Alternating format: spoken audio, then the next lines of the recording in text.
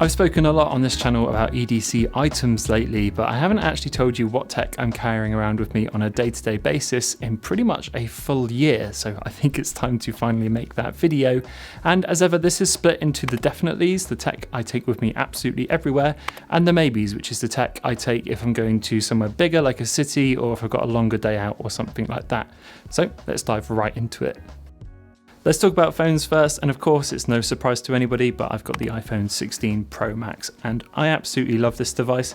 Look, I'm an iPhone user through and through. I haven't checked out Android in like 5 years at this point, but you know, I use a Mac, I use an iPad, so an iPhone just makes sense for me. And this iPhone 16 Pro Max has been absolutely amazing. The camera has been absolutely stunning. I've taken this with me on a few holidays and a few business trips and things like that, and so happy with some of these photos that I've taken.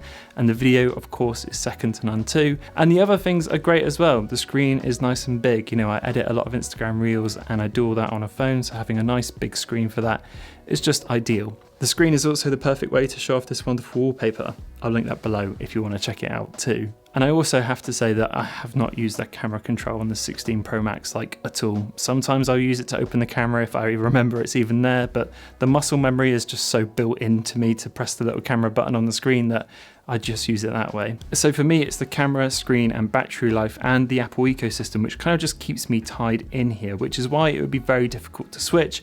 But I have thought about it a little bit recently, and if you want to see some videos on some other devices like these nothing phones, then these have been the only other ones I've actually been kind of interested to check out. So if that's something you want to see, please let me know in the comments below, because I think they're quite cool devices.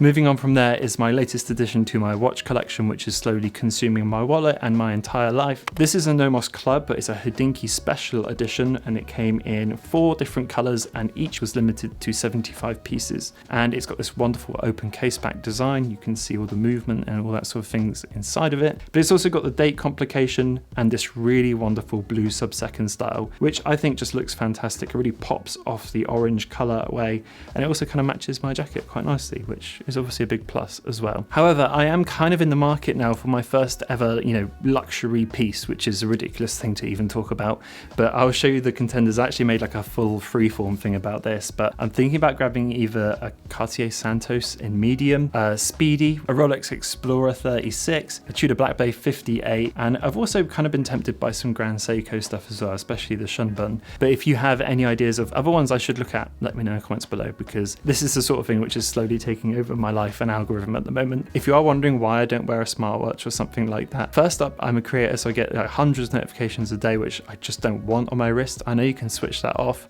but for me, for someone whose life is so orientated around tech, it's actually really nice to have something on your wrist which is like a sign of the old tech. This is a piece of technology technically from over 100 years ago, and the fact that it's purely mechanical and doesn't need a battery or anything like that, it's just this kind of wonderful thing I think to have attached to you rather than just another screen.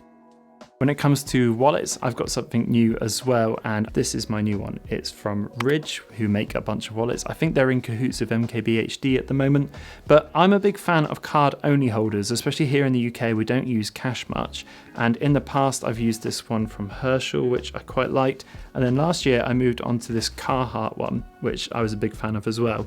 But the problem is with these fabric ones, as much as I love them, they tend to get loose over time. This used to hold my cards really securely, but these pockets have just been kind of slowly loosening up. So Ridge actually reached out and said if I wanted to check these out, and this video isn't sponsored by any means, they just said have a look and see what you think, and it's actually been pretty good. I've actually really enjoyed using it. You can hold up to 12 cards in here, which is quite nice, and it's also got a money clip on the back if you do need any cash or anything like that. But it's just a nice, neat thing, and it comes in a bunch of nice colorways as well. The only piece of feedback I will give though is I wish this had some sort of keyring holder on it, because I like having an AirTag attached to my wallet so I can track it wherever I lose it, but there's nowhere for this to kind of really hook on. And if there's like a tiny piece of metal that went across the top here where I could just hang something like this, that would be ideal. So I might look into getting one of those Find My kind of cards instead of using the AirTag. But yeah, using it is nice and easy. You just push the cards in, and then when you need them, you've got this little thumb grip here, and you can just push out the cards that you want to get at. It's a nice little wallet, and I'm more confident with something like this, which is completely made of metal, which hopefully won't loosen over time like those other two have. When it comes to my keys, I've been using an Orbit key organizer for a really long time now, and I've been really happy with that. But Ridge actually also sent out their key holder here for me to take a look at, and I've got to admit, I don't like this one as much. It's a bit more tricky to use, and that's because this is made out of metal, which makes it really rigid, and it just makes it a little bit more tricky to kind of push your keys out. So I would likely go back to my Orbit key on there. However, this design of key holder is something I really like. You can push your keys out, and you can also put little tools in there as well. Like I've got a little flathead screwdriver and a bottle opener and a ruler and kind of a file all based in one thing. It's just really useful to have. But yeah, they match up nicely together, but I think I will go back to the Orbit key organizer. Okay, next up, let's talk about gaming on the move. And lately I have been using the Sony PSP. Oh, that sound is just memories right there. This is part of an ongoing experiment for me to kind of keep me off my phone and off social media. Is just to carry around an old retro gaming device where I can kind of sink my free time into that instead. And last month I was using my Game Boy Pocket, a modded one, and that was a lot of fun to use. But I've got to admit, since switching to this PSP, I've had so much fun on here. I forgot how good of a console this was for the time, and it has been an absolute joy to carry with me. Honestly, this feels fantastic to play, and for my larger kind of adult hands now, this is just fantastic. And it makes me realize how far ahead of the game Sony were with this PSP. This plays games and movies and music, and you could browse the internet at the time on it. It really was a device that kind of did it all, and it even had its own proprietary media. This is a UMD, which is similar to a mini disc, but this is a film, and all the games came on those as well, which is just so fun to see. I've mainly been playing God of War Ghost of Sparta on here. It really does hold up, but there's been some other fun games as well, like Logo Roco and the Metal Slug Anthology I've really been enjoying. And also at this point in time, it's a pretty good emulation device too. Okay, next up is an iPhone accessory that I can't live without, and that's this Moft Snap Stand Invisible Tripod for the iPhone. This just snaps onto the back of your iPhone like that through MagSafe, and then you flip it out and you have a tripod, which you can use for pretty much anything. Now, I film myself quite a lot for Instagram Reels and for taking photos and things like that as a creator. This just makes it nice and easy, and it keeps your phone off the floor, which is really important. It also can hold up your phone in a bunch of different ways as well if you're on the train watching something or a plane or anything like that. It's just really, really useful, and it's so slim as well. Now, you're supposed to leave it attached to your phone like that, but I generally don't. I always keep it in a coat pocket or in my bag or in my pocket or something like that, because it's so slim and light, it just feels like you're carrying some cards around. But I'm generally a huge fan of this. I often show it to people that I see because I'm just like, isn't this cool? And yeah, I think it really is great. So that's the Moft Snap Stand Tripod. Just super, super useful. Lastly, for the definitely list, there's few products which I really do think are pretty much perfect, but the Apple AirPods Pro 2 are one of them. These are just such a fantastic pair of earbuds, and they just go with me absolutely everywhere. And it's one of the things I check when I leave the house. You know, pack my pockets down, it's the phone, wallet, keys, AirPods. As long as I've got all of those, I'm good to go. And I don't want to talk about them too much because everyone knows AirPods are decent, but these have got fantastic sound. The transparency mode when you want to listen to things around you is really good, and some of the updates, like being able to use them as hearing aids and being able to just talk and then they'll switch off or go into transparency mode directly, is just really cool. And those features have come through software upgrades as well, so these are kind of just getting better with time, and I don't think Apple's done with them yet. But yeah, absolutely love these. The only other ones that have tempted me away from them again have been the Nothing Ear, the new ones, the Ear 2, or I think they're just called Ear now. They look great as well, but for me, the AirPods Pro 2 are just irreplaceable right now. Okay, let's start talking about the maybes now, and the first maybe on the list is the Santa Fe shoulder bag from Long Weekend. This is a small bag pretty much designed with cameras in mind, and it's all designed around this kind of retro-y sort of aesthetic, and I really like it. Initially, I've never been a bag guy. I never thought like I needed that much stuff when I'm going with me, but lately, because I've been traveling so much, actually when I'm in a city or things like that, I do need more stuff than I normally take around with me, and this small shoulder bag has been a fantastic way to do that. This was made by Willem Verbeek, and funnily enough, I was in New York City recently and he walked past me and said, "Hey, nice bag," and I had to do like a double take. I was like, wait, is that him? And then I went over and spoke to him about it. So I've seen him in person. If he's somehow watching this video, good job on the bag, man. It's great stuff. The first piece of tech I do have in that bag is this Nintendo controller keyring, which I picked up in Japan from a gachapon. But this is actually a disguised AirTag. I opened this up and popped an AirTag inside and screwed it back up. So now this is a fully trackable Nintendo keyring. That idea was given to me by someone in the comments, so thank you for that. But this has actually been a nice way to hide an AirTag, and if anyone finds this, they probably wouldn't think too much about it. So it means that that bag is completely trackable, and it looks nice as well. Another thing on the maybe list is this Anker battery pack. Now, I very, very rarely need a battery pack, but if I'm traveling around somewhere, I usually keep one on me. I really like this because it's nice and slim, but it also charges through MagSafe. So you just snap this to your back of your phone and it starts charging up immediately. The only issue with it now though, is because it's getting older, I think, and also because it's only 5,000 milliamp hours, it doesn't actually give me that much power. When I put my phone on the back, I probably get around like 30% charge of it. And if I use the wire, I'll get 40 to 50% of an iPhone charge.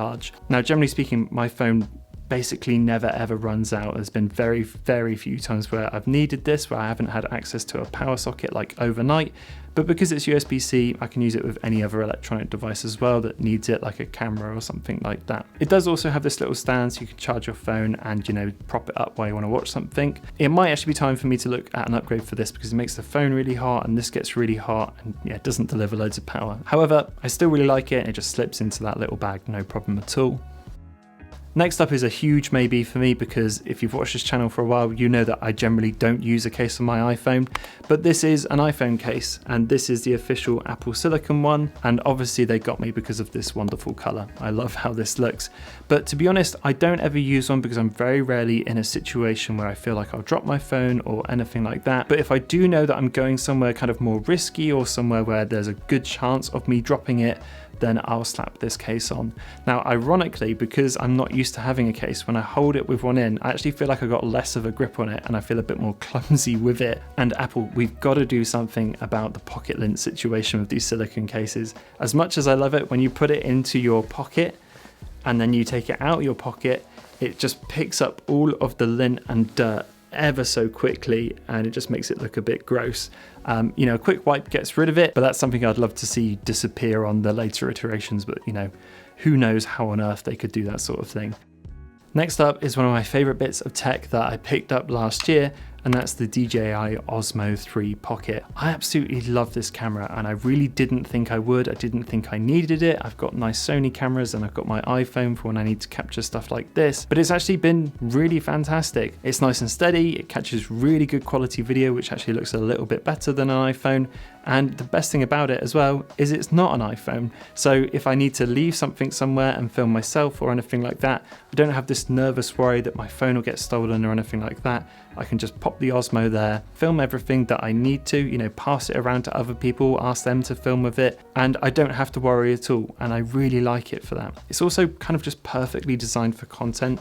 If you get the creator combo, you get a microphone and an ultra wide and like a nice carry case and everything else. And some of the results I've got with it, especially in Japan and New York, I've just been so happy with, and it's just a really nice little device. And to be honest, it's let me capture little vloggy moments for this channel, which I always used to struggle to get before. So for me, it's worth it for that alone. I really love this little thing.